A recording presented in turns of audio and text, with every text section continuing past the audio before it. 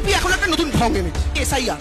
নরেন্দ্র মোদী ক্ষমতায় আসার পর থেকে তার একটা সিস্টেম আছে। মোদীজি প্লেনে করে বসবেন, গোটা পৃথিবী ঘুরবেন। আজকে আমেরিকা, কাল রাশিয়া, পরশু জাপান। দেশের মানুষ কি করবে? মেরে প্যারে ভাই ও बहनों, आधार कार्ड के साथ पैन कार्ड लिंक करो। আবার মোদীজি একদিন এলো, मेरे प्यारे भाई और बहनों, अब आधार कार्ड के साथ गैस का कनेक्शन लिंक करो, और लिंक नहीं करोगे तो 1000 रुपया ফাইন ভরো। কত লোক লাইনে লিংক করতে গেলে 1000 টাকা ফাইনও দিয়েছেন তো অনেকে।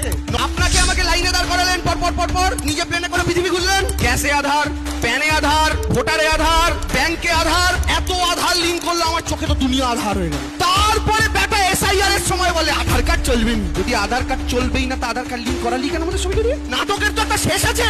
দেশের মানুষ কি গিরবি? দেশের মানুষ কি কুকুর, ছাগল, গরু যে নরেন্দ্র মোদী যেভাবে নাচাবেন আমরা সেভাবে নাচবো? তাহলে লিংক করালেন কেন? তাহলে প্রত্যেকটা মানুষের তাদের অমূল্য সময়গুলো ফেরত দিন, দেবে না। এটা হচ্ছে বিজেপির পলিসি। এসআইআর কি বলছে? বলছে তোমায় প্রমাণ করতে হবে তুমি ভারতীয়।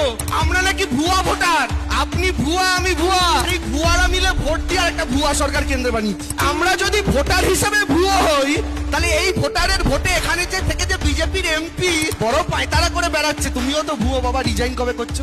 এখানকার এমএলএও তো তাই, দেশের প্রধানমন্ত্রীও তাই। জনগণকে পরীক্ষার আগে দাঁড় করানোর আগে মোদীজি নিজে পরীক্ষা দাও, রেজিগনেশন লেটারটা লেখো, রাষ্ট্রপতির কাছে গিয়ে পদত্যাগ করো, লোকসভাটা ভাঙো, সব রাজ্যের বিধানসভা ভাঙো, এমপিদের রিজাইন দিতে বলো, তারপরে জনগণকে পরীক্ষায় দাঁড় করো।